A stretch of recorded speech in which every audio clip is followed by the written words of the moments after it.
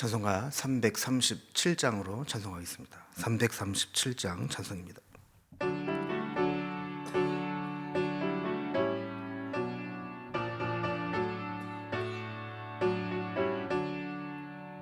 내 모든 시험 무거운 짐을 주 예수 앞에 아뢰이면 근심에 쌓인 날 돌아보사 내 근심 모두 맡으시네.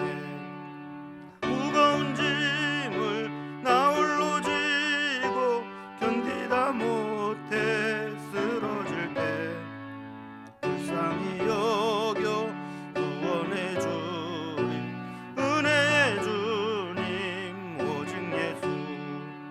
내 모든 괴로움 닥치는 환난 주 예수 앞에 아뢰이면 주께서 친히 날 구해 주사 넓으신 사랑 베푸시네. 무거운 짐을 나 홀로 지고 견디다 못해 쓰러질 때 불쌍히 여겨 구원해 주리 은혜의 주님 오직 예수.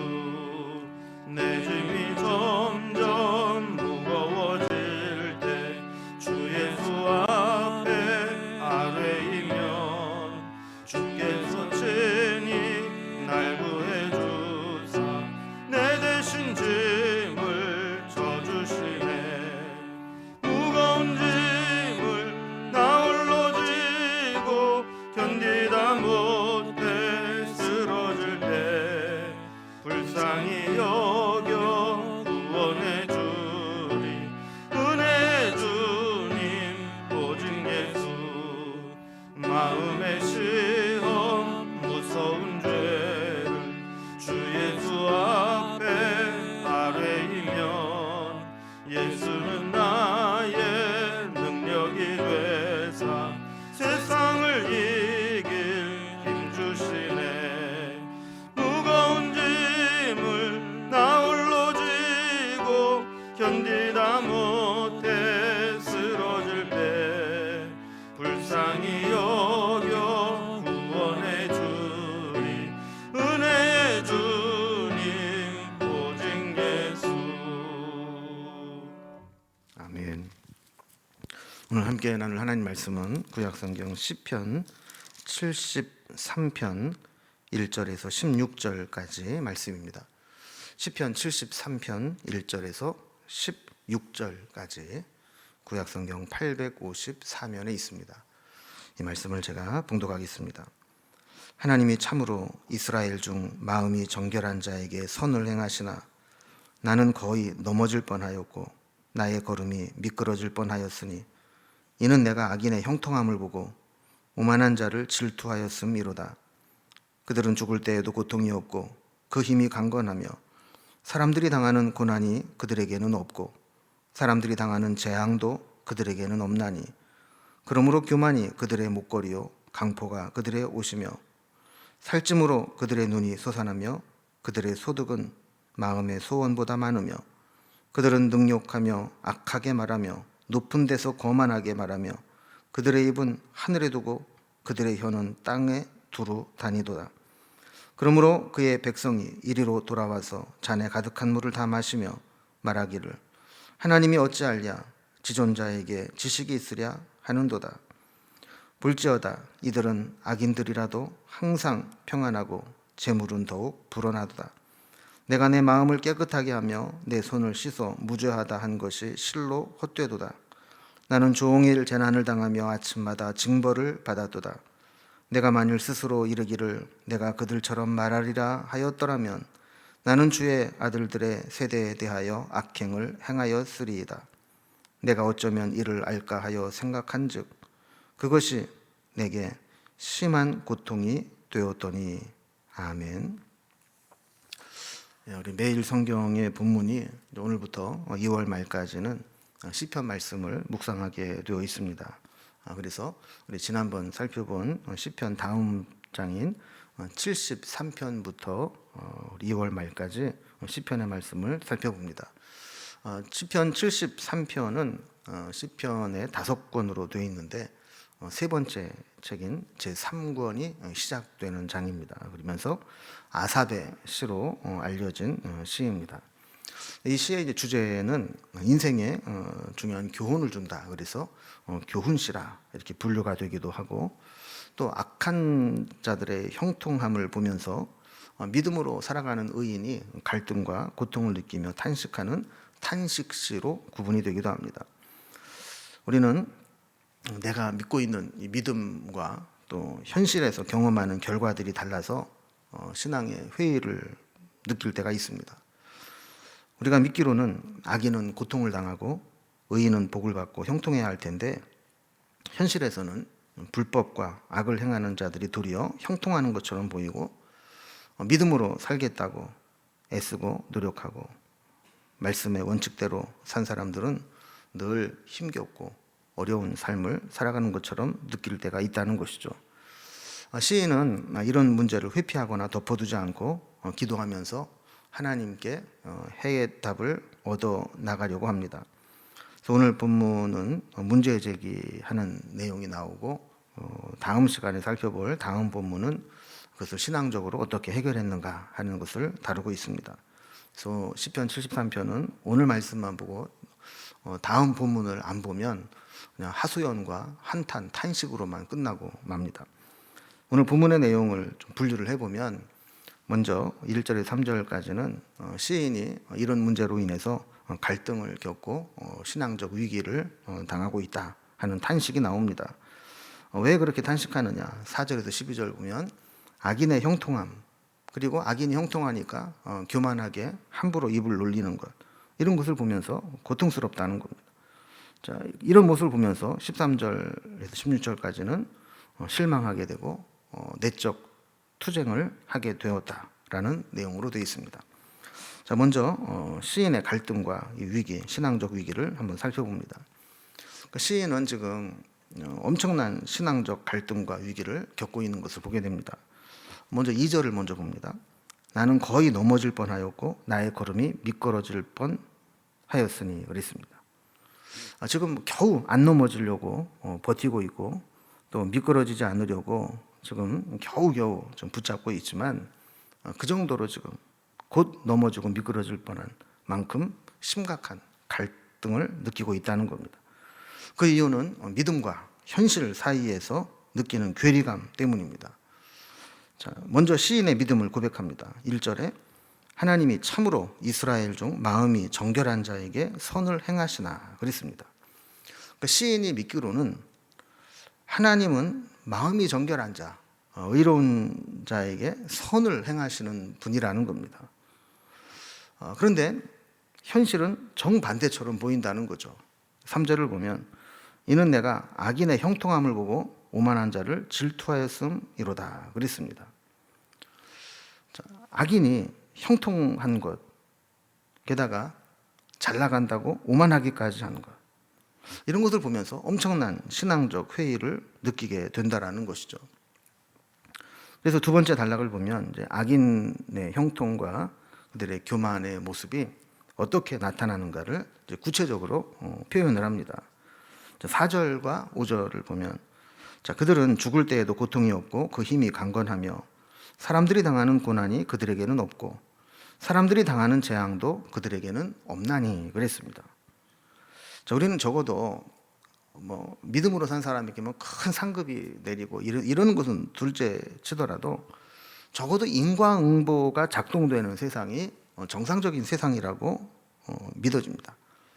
그러니까 악인들은 죽을 때도 좀 고통스럽게 죽고 날로 날로 기력이 좀 쇠하고 남들이 안 당하는 고난도 당하고 재난도 임하고, 그래서 사람들이 그래, 하나님은 살아계셔, 그럼 하나님이 저 악인들을 그냥 그렇게 잘 살게 내버려 두지 않지, 이렇게 생각을 해야 될 텐데, 정반대의 모습으로 악인들은 형통하게 떵떵거리며 사는데 거기다가 교만하기까지 하니 그걸 어떻게 봐주느냐는 겁니다.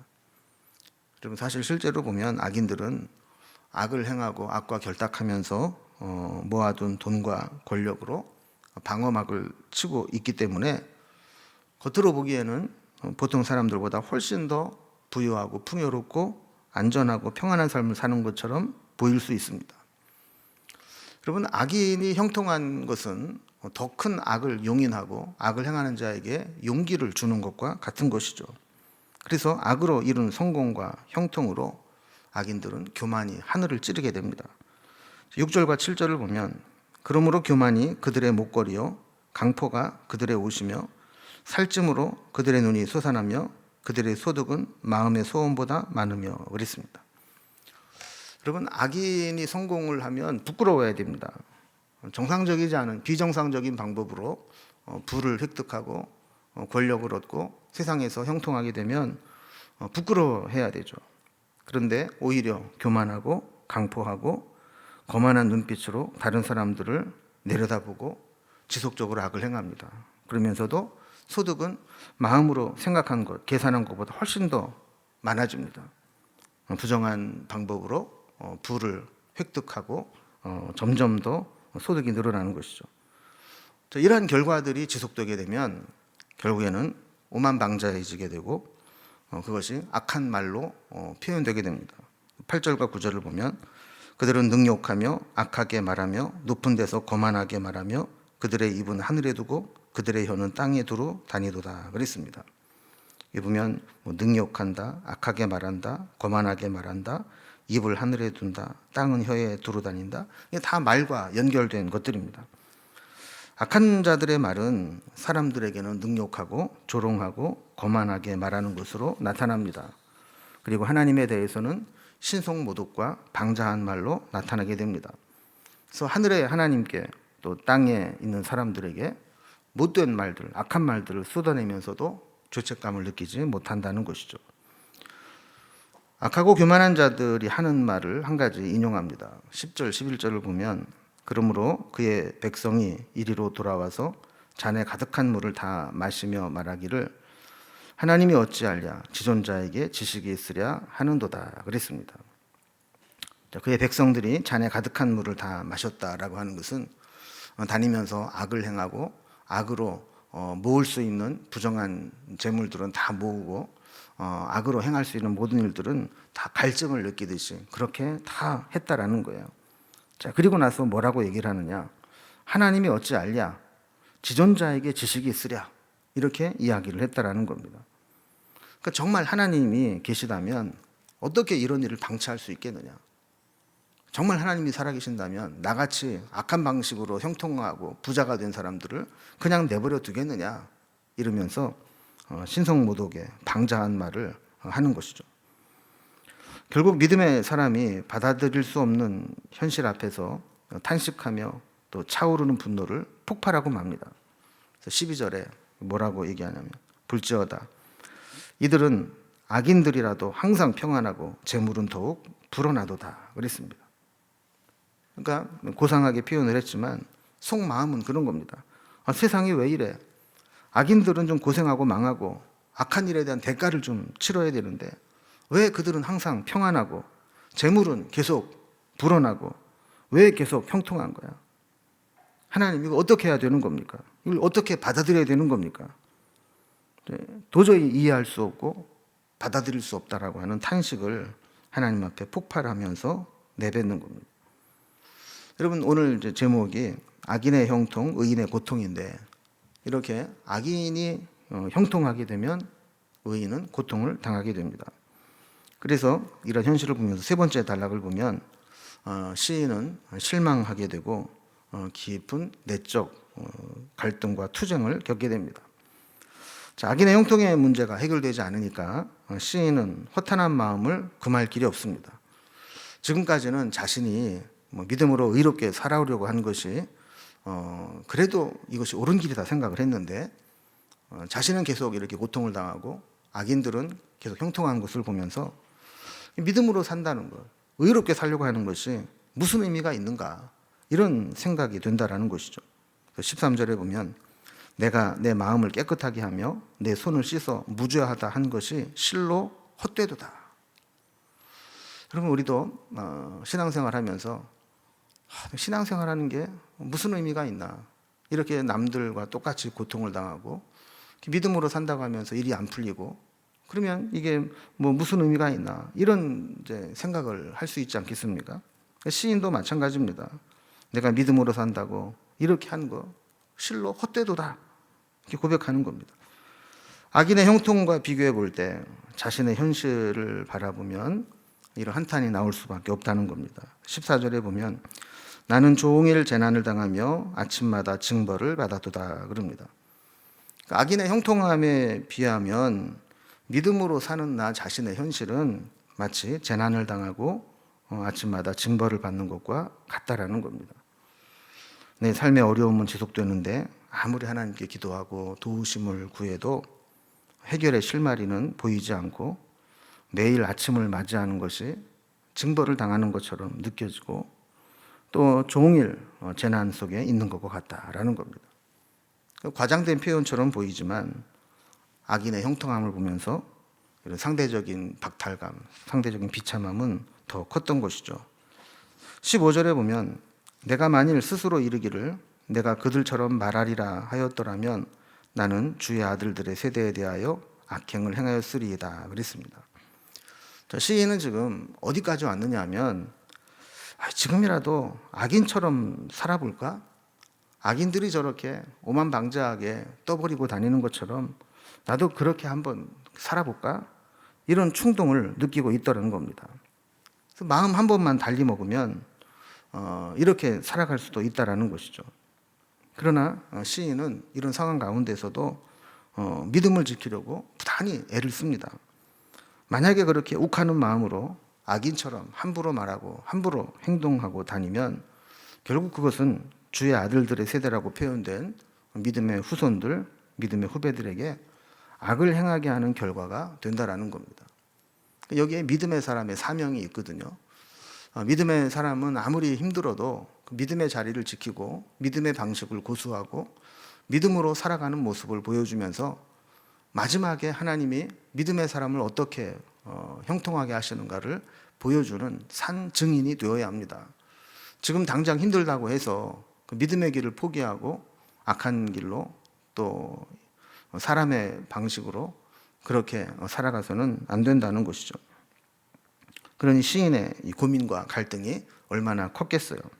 그래서 16절에 보면 내가 어쩌면 이를 알까 하여 생각한즉 그것이 내게 심한 고통이 되었더니 그랬습니다. 내가 이해가 안 되고 납득이 안 되는 일을 그냥 받아들이고 억울함을 느끼면서 그냥 가야 된다는 것은 정신적으로 큰 고통입니다. 여기까지만 보면 믿음으로 사는 것이 손해인 것처럼 보입니다. 그러나 이러한 번민과 갈등을 느낀 시인에게 매우 중대한 생각의 전환이 일어납니다. 이 생각의 전환은 지금까지 고민과 의문과 갈등과 번민을 해소해 주게 됩니다. 그것은 다음 본문에 나옵니다. 그래서 매일 성경으로는 이제 토요일 본문 그리고 우리 기준으로는 금요 기도회에서 그 해결책을 말씀으로 살펴보겠습니다. 여러분 우리도 신앙생활을 하면서 때로 풀리지 않는 의문, 고민, 갈등 같은 것들이 있을 수 있습니다. 그 문제를 신앙적으로 해결하지 않으면 우리의 신앙은 자라지 못합니다. 늘 거기에 걸려 넘어지면서 그 이상을 넘어가지 못하는 것이죠. 특히 내가 믿는, 내가 알고 있는 신앙과 믿음과 실제로 내가 살면서 경험하는 것과 차이가 나고 괴리감을 느끼게 될 때, 그래서 믿음으로 사는데 더 힘들게 살아가고 악을 행하는 자들이 더 형통하고 이런 것을 볼 때 그 괴리감은 신앙적으로 해결을 해내야만 됩니다. 시인이 어떻게 그 문제를 해결하는지 다음 본문 시간에 살펴보도록 하겠습니다. 기도하겠습니다. 하나님 아버지, 우리가 믿는 믿음, 성경적 지식, 하나님에 대한 암과 또 내가 살아가는 삶의 현실이 다를 때 그 차이에서 오는 괴리감으로 인해서 우리는 영적인 갈등과 고민과 신앙적 회의를 느낄 때가 있습니다. 그런 것들이 있을 때 그냥 덮어두고 무시하고 그냥 지나는 것이 아니라 믿음으로 기도하며 하나님 앞에 나와서 말씀 가운데 내가 가지고 있는 신앙의 회의와 고민과 갈등들을 해결해 낼 수 있도록 인도해 주옵소서. 오늘 시편의 기자인 아삽은 이 문제를 가지고 하나님 앞에 탄식하며 기도했고 결국 주의 성전에 올라가서 기도하는 가운데 해답을 얻게 되는 것을 살펴보게 됩니다. 우리도 그 응답을 받을 때까지 고민하며 포기하지 않고 하나님의 뜻을 분별하는 삶을 살아갈 수 있도록 인도해 주옵소서. 오늘도 우리 가운데 함께 해주시고 우리의 가는 길을 인도해 주시기를 소망하며 무엇보다 삶의 현장에서 갈급함으로 주님의 은혜를 구하며 간구할 때 우리의 기도를 들으시고 선한 길로 인도하여 주옵소서. 예수님의 이름으로 기도드리옵나이다. 아멘. 각자의 기도 제목들로 자유롭게 기도하시겠습니다.